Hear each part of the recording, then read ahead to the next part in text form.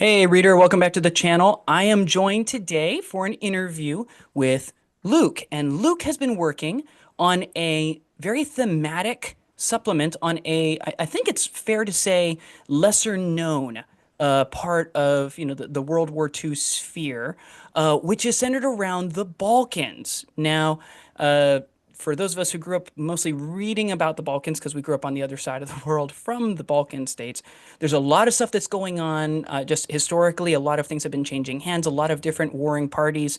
And while I generally fall into the camp that says that in bolt action, we should be referring to armies as nations instead of factions, like we might in other war games, I think the right term when we're talking about the Balkans during this time is probably factions, because even within the same nation or nation state that's going around here, and then obviously with the eventual conglomeration of Yugoslavia, you have a lot of different parties, a lot of different groups, all kind of working, sometimes even with different ends, but sometimes working together because they really don't like somebody else. So, toward that end, needless to say, it's a whole lot to unpack, and Luke has very graciously unpacked a lot of it for us to kind of help bring all of that about. So, first of all, I just want to say, Luke, welcome to the channel. Thank you for joining us and for spending part of your evening with us. No problem. Thank you for having me on. So, I guess the first question I have for you is probably the one that a lot of our viewers are going to have, which is that this is not really a part of the World War II history that most people are going to teach in high school, any grade school, probably not even at college. So, like, what got you interested in this part of the conflict and the history behind it? In general, the history of the Balkans, I got into mainly from just uh, finding out what Yugoslavia was like in like the Cold War period, because as a Cold War nation, it was a very weird country. So it was a communist nation, but it wasn't aligned with the Soviet Union. A lot of people say it was kind of neutral. It was non-aligned. uh, and it had a history of actually going against the Soviet Union and the larger communist world. So it was kind of friendly to the West. I went off that and I looked at the origins of it, and the main origin of the former Yugoslavia, socialist Yugoslavia, was the partisans. And then when you look at the partisans, you look at who they were fighting, the situation of Yugoslavia in World War II and just before World War II, and suddenly you're having to remember, like as you said, as you put it at the start of our video, there are different factions all competing, and this is like one country or a country of countries, whatever you like to call it. So for me, that's really interesting. I understand it's not everyone's cup of tea, um, but for me, it was something I could really get my teeth into. That's why I became interested in it. Yeah, sweet. Well, what I'm going to do is we're obviously not going to share the whole of the compendium because, you know, I do want people to actually look at your PDF because it's beautiful, it's wonderful, and I really enjoyed reading through it. So thank you so much. One thing that I will note just up front to our viewers, throughout this, you are going to find an awful lot of history. You'll sometimes find like regimental, markings and stuff like that. So for those of you who especially love the painting and the hobby aspect of it, this compendium is a treat because you don't have to then go and scour the internet to try to find a bunch of this stuff. Luke has compiled a lot of it. I don't know what percentage of it because again, I don't know that much about this part of the war. It's kind of sparked my interest for further study. So a lot of stuff is here, which is excellent. And so toward that end, and I'm just going to scroll a little bit through the table of contents so you can see it. Like, there's a lot here. You've got stuff for, I mean, Germany, Italy, Hungary, various different aspects of, Yugoslavia and the different, various warring factions that are all part of this. Um, I mean, there's a lot. Like, when you're putting together your research on this, like how did you do it? Like, and is there anything in particular that you're particularly proud of that you were able to find and then create, whether that's a unit, whether that was choosing a particular scenario or battle to recreate from history or anything like that? I think just having to the hardest part was to collate the overall kind of situation, which in and of itself is chaotic. Like Mhm. you've just talked about the armies that were involved. Yugoslavia was invaded by four nations. Then it had its own collaborationist governments in every single part. and we're talking about like 6 or 7 collaborationist governments, all with their own army. And I don't mean to be difficult and say it's complex, but that genuinely is how it was. Mhm. And as you know, as we kind of touched on, there are different ethnicities and politics all coming into play. And it, to a lesser degree, it's, you know, I've detailed not just Yugoslavia. There's Albania as well. Albanians were very split Mhm. on resisting, you know, the Germans and the Italians. Like Albania itself became a vassal state of Italy in the 1920s. Many people probably didn't even know it was an independent country back then, but it was. Um, so I think getting everything kind of in the book, just including everything. So if there is something that you know about, or you discover that you like the look of, you can do it. If you read it in this, you know, it, it's all in this book. Um, Even some of the more unpleasant characters, let's say, uh, and they have their own rules that I kind of took from history and actually made them with. I haven't just played favourites. Everything has been considered through a historical lens. Yeah. No, and it shows, by the way, as I was coming through it, because I mean, for starters, there are some names that we all recognize. There's an additional unit options for, armies that have already been released, by Warlord Games. So, you have some new stuff related to, Germany, Italy, Bulgaria, Hungary. So like, there's quite a few in there, in addition to the newer stuff that's thrown in. And, I don't know, I guess as I was kind of reflecting on it in preparation for this call, I was just kind of thinking constantly of this idea of just the labor of love, that like if there was something there, it's got its way in, even if it's a tiny little thing that only played a factor in one battle, it's like, well, there it is. So that way, at least you know it, because trying to track it down on your own could be very difficult. So, It's yeah, I maybe went a bit too overboard with the detail, but that what I would say is at least it's there. I really did. I did kind of want to write this as kind of a as well as like an army book or whatever you want to call this compendium. I did actually want to write like a pretty clear account of what happened. It's not simple, but the story, at least how I've written it, is pretty accurate. People may disagree. There may be hypotheticals, of course. We're talking about political factions during what's essentially like a multi-sided civil war, especially in Yugoslavia. But for the most part, um, I've taken all accounts and compiled that into, I've even had to like translate the language. I had to learn to Croatian. Not many people know how to speak that. I sound like I'm bragging, but I'm not. I really do like the culture of these nations. I really am into the history. So I just thought I'd put all that in. So yeah. I was wondering about that because as I started looking around for sources on it, I came across very little beyond, the Wikipedia style sources on what all happened there that was in English, which is my native language. And like, I know a little bit about a couple of other languages, but I was like, oh, I bet a lot of this is in like Croatian, Albanian, languages like that, which are not anywhere close to anything that I know. Um, so thank you for being willing to take the deep dive for all the rest of us.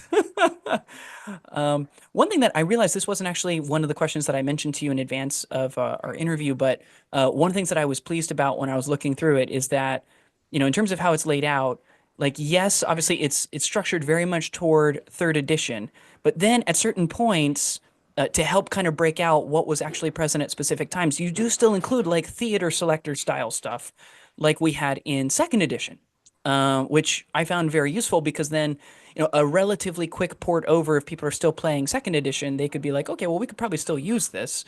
Obviously, officers are going to get an update in cost and stuff like that, but otherwise, it's mostly the same. And so it's, even though I think technically it's probably more geared toward third edition with some of the cost stuff, you could still use it for second, which is awesome.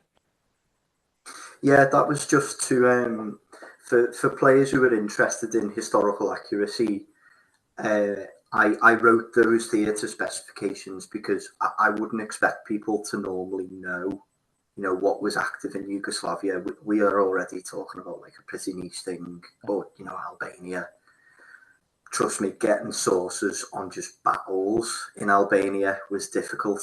They had a communist government that post-war just got rid of all the history books. So we have like minimalist accounts of Mm. whole battles that involve thousands of people. Mm.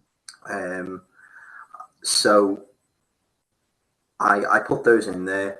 Like lots of things would surprise people. A lot, lots of people think the Germans on the Eastern Front used Panzerfausts. You'd be correct, but Mm. they never made it to Yugoslavia. I've never ever seen a Mm. photograph of a Panzerfaust in Yugoslavia.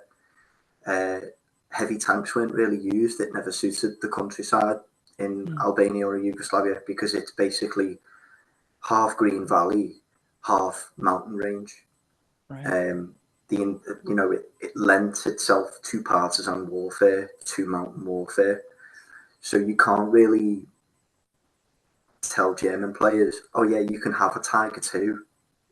Tiger 2 wouldn't have even made it to the border because the border is mountainous. Um, so I put those in. There are a few units as well that some people who do say like minor nations will really, really like. Mm. I don't know whether we want to get onto this later, Sure. but No, no. Yeah, the, now it's good. okay. So like for example, Bulgarian players, I feel very sorry for them because they have like no options when it comes Yeah. to infantry, certain things like that. So I gave them, when they went into Macedonia, it was very different to the Eastern Front, their experience. I even remember reading, I think it was in the V1 Hmm. armies of, what is it, Italy and the Axis. And Yeah. there was a paragraph introducing Bulgaria. It basically said, like, apart from killing their own partisan movement, they never really participated. But that's very simplistic because they Hmm. struggled against that partisan movement for a long time. Um, and some of the soldiering and the units that we use for that would be quite good combat troops, both in reality and in game. So why can't Bulgarian players use that? That was my attitude. Yeah. Same with Hungarians. Like Hungarians never got air observers. Well, in 1941 they had a full air force, so why not give them the air observer? There are new German units, new Italian units. They're mainly collaborator factions. So I've kind of done them as like an excuse to get, I think, one of them, I think it was Slovene Home Guard. You can make them green and shakers because they were like barely trained, but also a lot of them defected. Like that's backed up by history. That's not just me like looking for a hole to fill. Yeah. So there's lots of little units like that that if you read this book and you might not be building like a late war, I don't know, armored force, it gives you more options. You can do, Axis occupation of Yugoslavia. You can do whole armies now. Um, so I created from scratch essentially um, 4 whole armies. So as well as what we've just talked about, there's the Yugoslav partisans, Hmm. there's the Croatian fascist forces, there's the Royal Yugoslav Army, which fought in 1941, and there's the Chetniks, who were kind of like the remnants of that army that are quite contentious. We Hmm. could say they were Axis or Allied. So there's even in wider discussions about World War II, there are factions here that really blend the line between Axis and Allied, even more so than Finland. I've heard a lot of historians say Finland had its own war and its own interests, and it was a democracy fighting for survival. But the Chetniks are the true grey area, and I would definitely like anyone who's interested in this to read up on them as a faction because they are very interesting. Cool. No, that is definitely one of the things that I also discovered as I was looking at these is that um, for being all in a very, very similar part of the world, they feel different, which is kind of one of my critiques in general about how minor nation rules have been done really for a while in bolt action, which is it's a lot of copy paste. It's supposed to feel all the same. And one of the things that I really appreciated was that your, minor nations, again, working with limited data and limited information, they do all feel different. And I can see how as soon as I'm even reading the Army Special Rules and which options are available, like I'm inclining in one way or another. And that is apparently pretty rare. It's not saying no, minor nations feel different. The Finns, obviously, in bolt action feel very different from everybody else. And I loved the care that was given to that, even though there would be probably an instinct from a lot of writers to just be like, well, this particular group is kind of a carryover from a previous group that has now fallen out of favor, so they're mostly the same, so we're going to count them as the same. I loved that. No, it's like, no, well, let's actually dig into this and sink into it and find something that's unique and would make them appealing over and against somebody else, which I thought was awesome. So Thank you. yeah, I definitely, a few people might have a problem, like if they know the history as well as I do, they'll have seen what I've done, and I've taken each faction in a particular direction. But there are historical reasons for that, and I am translating history from reality into a tabletop war game. yeah, And I essentially I made like the Royal Yugoslav Army, this kind of early war army that it has some quirks. It's not just like if you look at them and you look at the uniforms, you could basically say, okay, these guys look very French.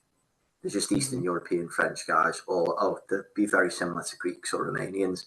Well, yeah, yes, but they also had specific things that came into play when they were invaded.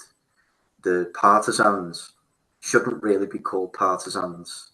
We know them as the partisans, but in ex-Yugoslavia, they're known as the National Liberation Army, mm, or so they're an army, and they had tanks and aircraft and support, and they were reaching across borders into other countries. They were meddling in other countries' businesses, which is not what, say, the French resistance were doing. And hmm the French resistance and other resistance organizations like the Polish Home Army, as detailed in, say, like the partisans rules that warlords have released, they were fighting forces, and they were very brave, resisting Nazi occupation. But in Yugoslavia, it was totally different. We're talking about, you know, by 1944, hundreds of thousands of people in uniform, not civilian hmm dress, in uniform with tanks and supplies for those tanks. Um, the creation of Stasha, I gave them some unique units after reading some very good books. There are some very good historians in Croatia. Um, they favoured motorcycle troops, which we don't see much of in bolt action, which is a hmm shame.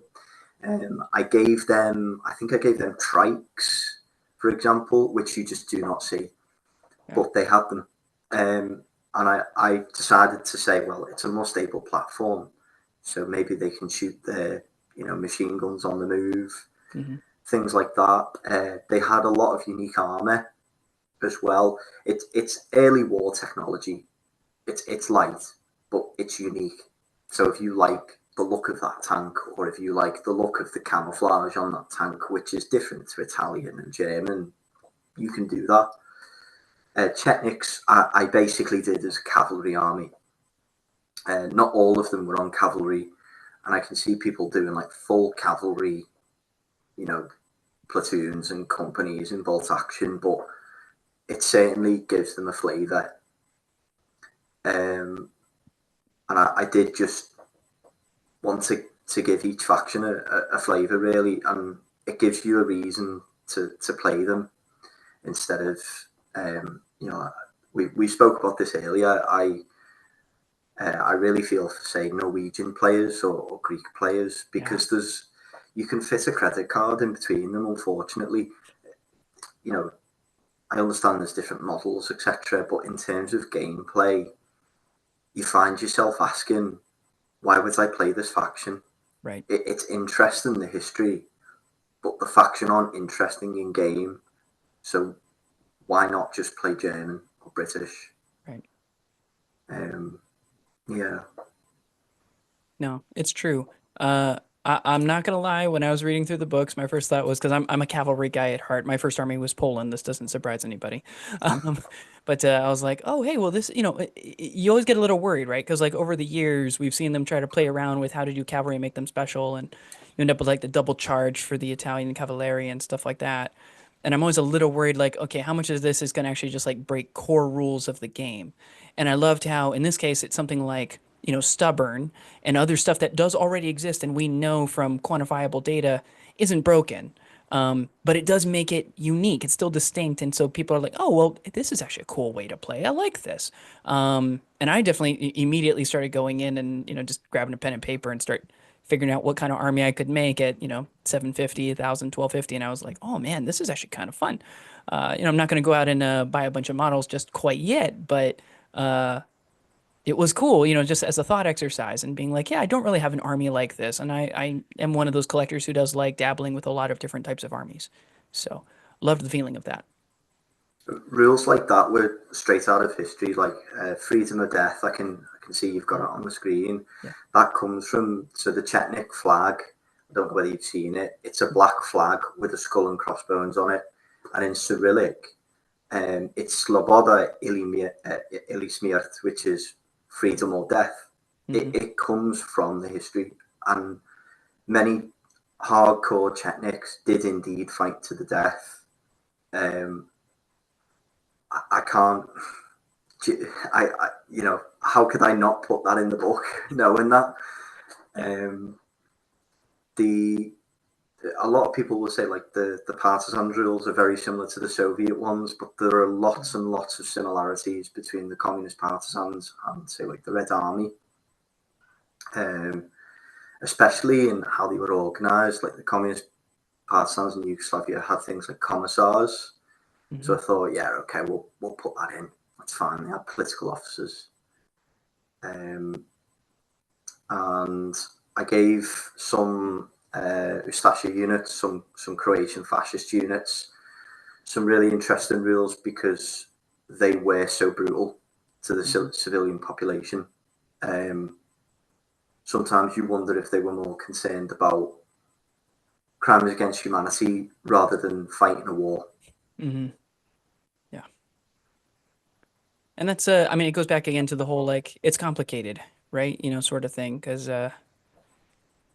it's less clear cut than I think a lot of people try to make World War II feel, right? Very often, and admittedly, I was raised in the States, so it's like, well, like, in our case, like, we were attacked first, and so we only declared war on people who attacked us, and we helped allies that we already had standing commitments to, so naturally, we're here in this war. But I mean, there's a lot of people who ended up joining the war because of long-standing things that go way far back, and it's going to be more true for Europe in general, just because of so much history of wars going on time and time again between different types of groups, but in particular in this particular part of the world, I mean, hundreds of years.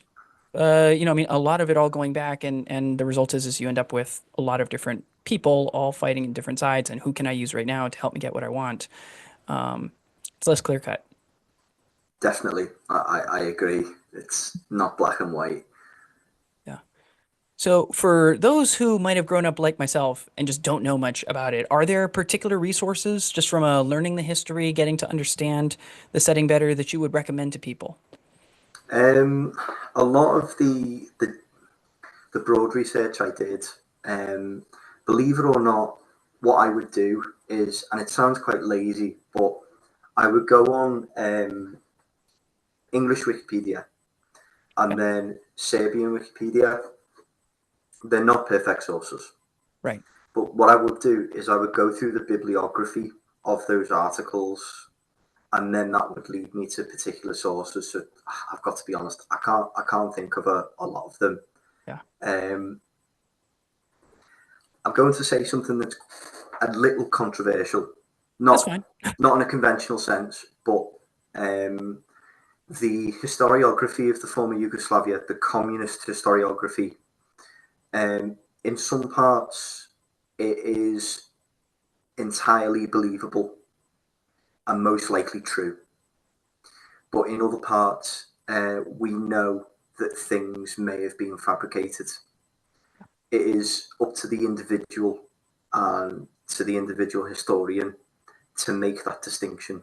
Um, because it feeds into, for a lot of people in the Balkans, this isn't history, this is politics. A lot of people choose to believe different things that agree sometimes or disagree with that historiography. Um, most online sources are quite good. The If you're looking for, say, like specific operations or kind of maps, the British were heavily involved with, say, the partisans, and they got some decent accounts. There was a very famous uh, British officer called Fitzroy Maclean. Maclean has been criticised by some for, I've heard him being called a pro-communist sympathiser, but he was later a Tory MP. So he was on the right of British politics, Mm. and was part of the aristocracy. So I personally don't believe that. But his works, Alistair MacLean's works, were very intuitive for getting the feel of what Yugoslavia was like. It's from the partisan perspective because he was with the partisans, but there were also American advisors with the Chetniks. Mm. So they detail some, like the Chetniks did do some very good things. They rescued, for example, Allied airmen, a lot of American airmen in particular. And we wouldn't know about that unless it was for the American sources. Right. Some people like to downplay that. If you're looking for information on particular subjects, especially very unpleasant subjects, I would refer you to Yad Vashem, which Okay. is the online Holocaust website. It is a very, very good source, and they have done some very, very good historical work to find out uh, what it was like in Croatia and Slovenia, particularly Mm. during 1941 to 1945. Good to know. Thank you.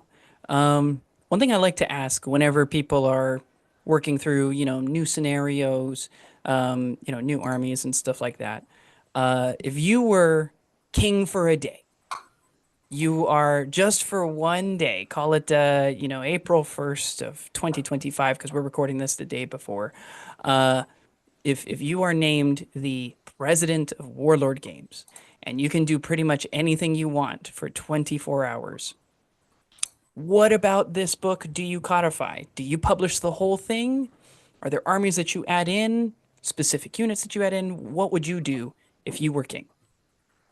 This is quite a pertinent question because I originally pitched this to Warlord back in V2. Oh, Um, and I spoke to the late Paul Sawyer as well. Very, yeah. very nice gentleman over email. And my thoughts are with his family Mhm. and the people at Warlord that worked with him. Very, very sorry to hear about what happened to him. Um, it was put on the back burner because they had V3 coming Yeah. up. I didn't know that. They didn't tell me, but they were like, we've got big things. Sorry.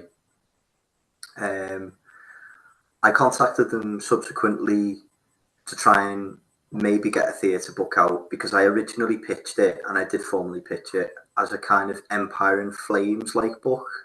So the Yeah. original book that had the Chinese armies in it and Manchukuo, which was more than really a theatre book. It was like several army books as well. Um, Essentially, they said this is good, but we're not going to go forward with it. Mm. Quite recently, about 3 months ago, I think I approached them and said, "Would you be open to just publishing it as articles?" So, for example, each army. Um, it was apparently taken to the development team.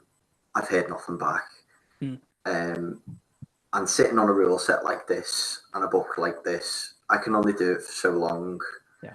So I chose to release it for free, and it's on Buy Me a Coffee, so it is definitely free. You can download it for free. It's not a scam. If you would like to financially compensate me or buy me a coffee, as the site kind of says, you can do so, but please don't feel pressured. Um, it's not perfect. It's PDF. I'm not a graphic designer. You'll be able to tell, but a lot of love has gone into this. I would love it if it was published, or if it was if I was king for a day. I'd love it to be at least like perfected. I'd love it to get like the warlord treatment. I'd like it to look like a warlord book. Um, if I was allowed like to do my own like set of models or whatever, if they were going to make me a set of models, I would absolutely love Serbian World War One models. Mm, Um, Serbia is, like a lot of nations in the Balkans, quickly forgotten about when it comes to World War One as well. Um, and I just like those uniforms. So yeah. No. I was actually talking with a couple of buddies of mine about this recently because they knew that bolt action was a World War game, but it came up as to whether it was World War One or World War Two, because they used, bolt action rifles, or at least starting to, make their appearance right around that time, right? And so, because of that, as we got to talking about it, people were like, it really would be fun if bolt action was more World War One because people had cooler looking uniforms. Like you've got like bright blue uniforms and white uniforms and all kinds of stuff like that. And I'm like, well, technically you can probably play World War One with bolt action rules. Your tanks will all be like damage value 6 or damage value 7. yeah, And you're probably just using artillery really, to go against them in World War One. Um, and satchel charges and stuff like that. Place a mine underneath of it as it rolls over you.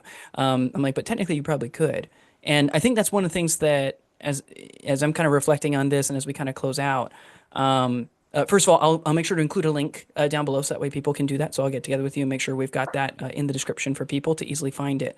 Um, but at the very least, it was a good reminder that like, yeah, like, some things do change, some things do stay the same, right?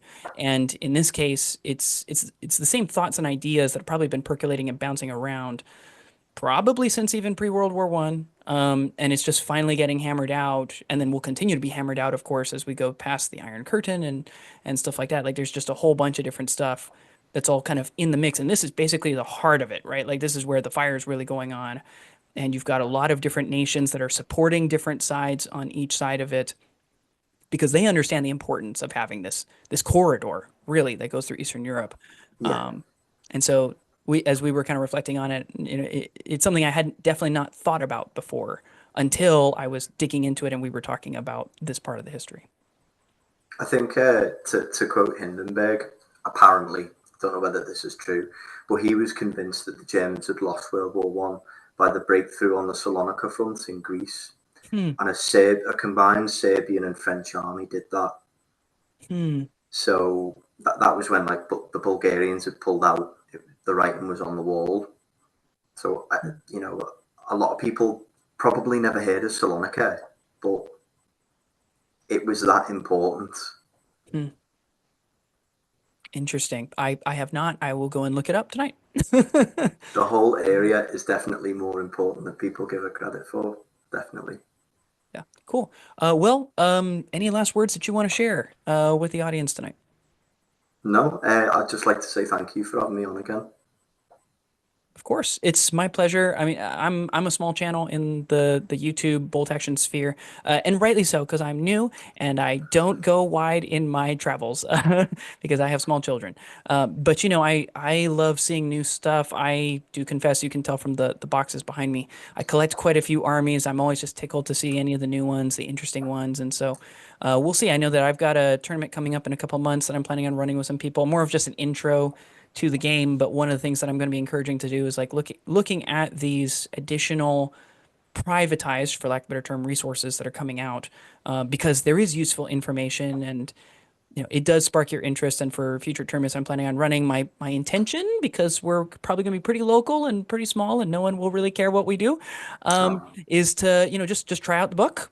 And if people want to run a Yugoslav army or Croatian army or a Chetnik army, they can. And then once we get some hits on it and we see how it performs, we'll let you know.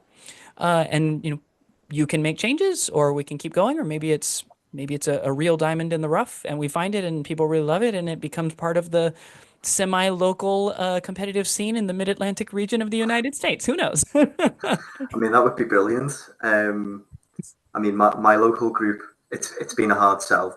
Yeah. Yeah.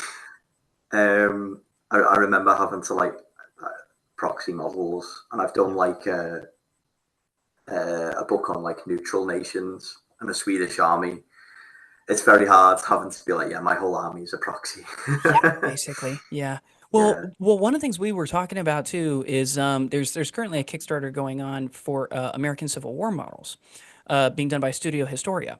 And one of the things that we talked about was how, if you took the bottom half of those models, and then you took like the top half of any sort of Cossack looking model, right, or anything like that, even like a World War I model with the larger hats and stuff like that, you might be able to make a Chetnik force, and you just do that for a ton of cavalry. And you wouldn't have to convert as many because you're paying for horses. So, yeah. it wouldn't require as much conversion, but we're like, you could probably make this work. And then, as we started kind of thinking it through, we're like, yeah, you probably do these, probably do these. And, it was a lot of looking up helmets. Helmets is the one tricky part, because that's the part where people can look at and say, well, it doesn't quite look Best right, whatever. best thing to remember about Yugoslavia: only the Yeah. collaborators wore helmets, so you don't have to worry about that. Ooh, good So to know. the Croatians, they had French style Adrians, some German helmets, and some old, I think it's M15, the Austro-Hungarian ones Yeah. for their Yeah. home guard. Um, some Czech helmets made it. So you see some of the Axis Slovaks with these very like straight cut dome helmets. Some of those made it to Yugoslavia. Partisans and Chetniks didn't wear that; they wore traditional headgear. Um, Albanians mainly wore traditional headgear Mm, or Italian helmets. That's about interesting. it. That's about it. Everyone else is wearing some form of hat, and unfortunately, all these people have different types of specific hats. So you just like, what's the difference between a Shakacha and a Patisanska? Or I don't know. All right, yeah, take some research. This is true. Cool modeling opportunity, though, for those of y'all who are listening who really love the hobby aspect and don't mind grabbing some green stuff and doing stuff. That could be a cool project. Definitely, yeah. Sweet. Well, Luke, thank you again for sharing your hard work. I don't want to say life's work, because obviously there's more you got going on in life than this, but thank you for sharing all of that with us. It's been very insightful and very eye-opening for me. And so I've really enjoyed it, and I do hope that other people really enjoy it as well. Again, if you're listening, I'll leave a link to where you can access the PDF and drop a little bit of extra love to Luke. And we will see you next time.